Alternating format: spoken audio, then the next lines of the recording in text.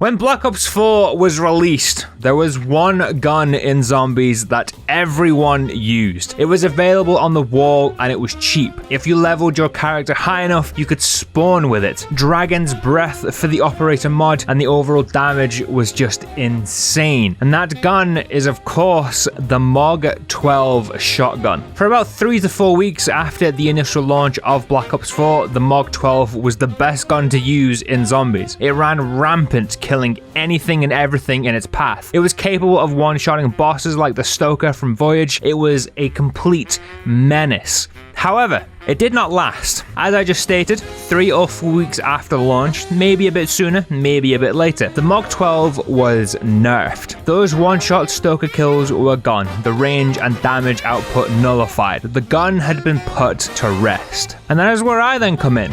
We are a trash gun enjoyer in these parts, even though it means me putting my mental on the line. And with that, round 50 with the MOG-12. The MOG was basically a wounded animal going into this, so I thought we'd go someplace easy, familiar, a map that I definitely know my way around. Ancient Evil. Yeah, this run was doomed from the start. Ancient Evil is by no means a bad map, it's just a map I've hardly ever played. No real reason as to why, I just haven't. Which means I remember very little about this map, and yes, it would have been smart to go elsewhere for this run, but content. Activating the Sentinel artifact is about the only part of the map I am confident about, and we had it done by the end of round 3. Everything that follows that, yeah, no clue. I basically just winged it. Winging it kind of worked, as I managed to find myself everything I needed to make my way down to Pack-a-Punch. Once I was at Pack-a-Punch, things didn't exactly go the way I wanted them to. I got the birds out of their cages, but I forgot that it starts the lockdown for Pack-a-Punch immediately once you enter the area. Obviously, it wasn't what I was expecting, and it got a little hairy, but I managed to make it through with no downs on the board. In fact, I surprisingly didn't take any downs for a couple more rounds, but when I did, it was mainly thanks to the first Blightfather spawning, which just destroyed my remaining 4 brain cells. I revive and take out the Blightfather, as well as then moving through a few more rounds. It was round 17 when I finally got the shield built. I know, took me long enough and all that. And the best part about getting the shield was the fact it didn't eliminate the threat of death. And yeah, I went down about 30 seconds after actually acquiring said shield. You know, it's a great start.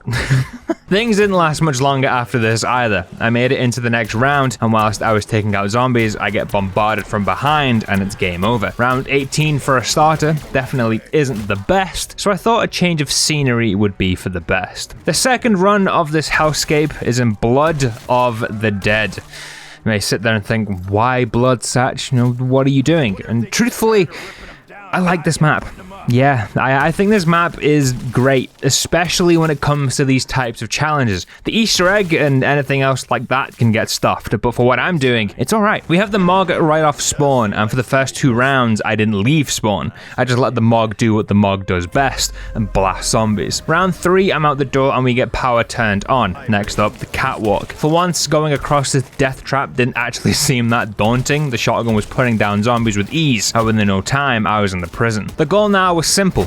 Get the shield, power, perks, and Pack-a-Punch. All the P's, you know what I'm saying? And yes, that is quite a few things, but it shouldn't be too difficult. I could kind of kill 2 birds with 1 stone with the shield and power, so that's what I did. On my way down to the main power switch, I managed to grab 2 pieces for the shield, one being the blue, ghostly, goopy stuff, and the other being the door. We flip the power on, and would you look at that, there's the big man himself, Brutus. It takes a few more shots than I'd have liked to take him down, but eventually he does just that, and we have ourselves the key, and also the final part to the shield. We may have had all of the shield parts, but I hung about in the area as I wanted to grab Quick Revive before I left. Honestly, just because I'm way too lazy to come all the way back down to this area just for 1 perk.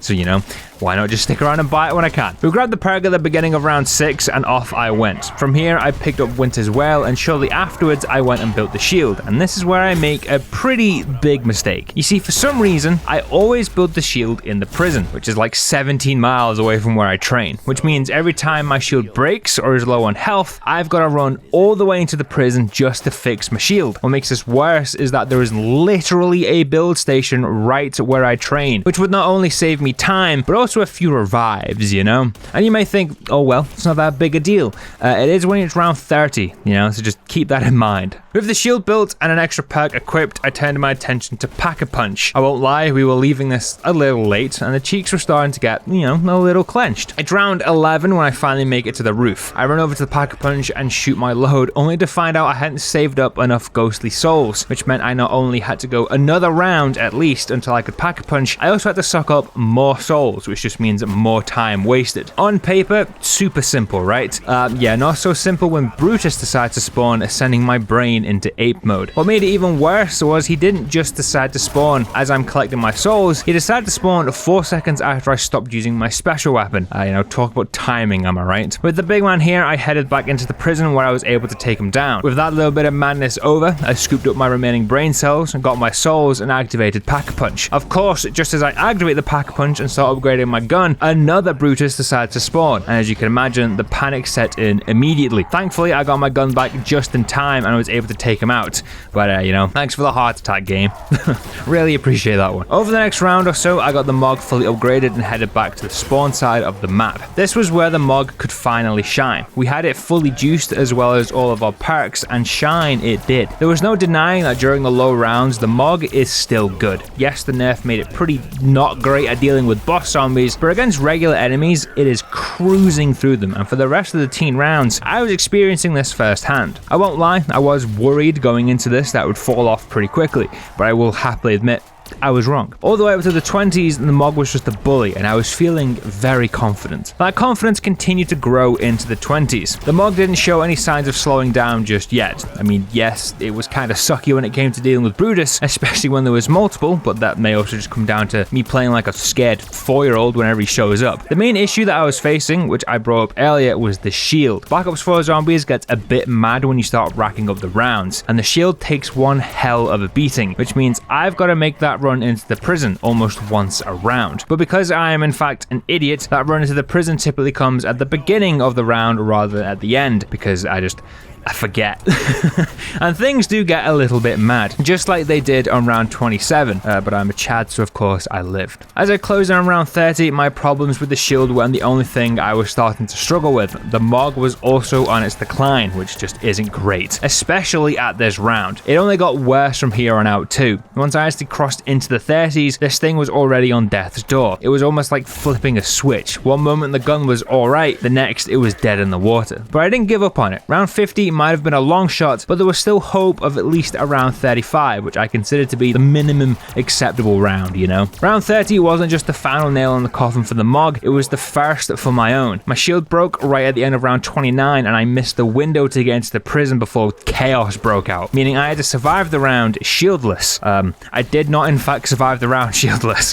Things get a little out of control. There's a whole bunch of frozen zombies blocking me, so I can't make it through the tunnel. The MOG can't take them out quickly enough, and my special is still recharging. That's when a bunch more zombies show up behind me and have their way with me. Down 1 on the board. That is fine though. 1 down is manageable. I make it into the prison, reclaim my perks, and grab a new shield. Everything is groovy. Little did I know, things were in fact not groovy. Not groovy at all, actually. And I end up taking my second down of the game, just the next round. Now I'm in panic mode. It's only round 31, the MOG is basically dead, and I was quickly on my way to joining it, but I wasn't giving up that easily. I weaseled my way through round 31 into round 32. Still a perk down, as I wasn't risking going for that just yet. I'm making my way through the round. I popped my special just to clear out some zombies, but I wasn't paying attention to how much time I had left on my Ragnaroks, and to my surprise, the Ragnaroks run out. I get swarmed, and it's game over. To be fair, it had been game over for the MOG for about 3 rounds at that point, but it was now fully game over for me too. Those nerfs definitely did more damage to this thing than it needed, and with that, thank you very much for watching. Drop a like, let me know what other zombie content you want to see from me, and as always,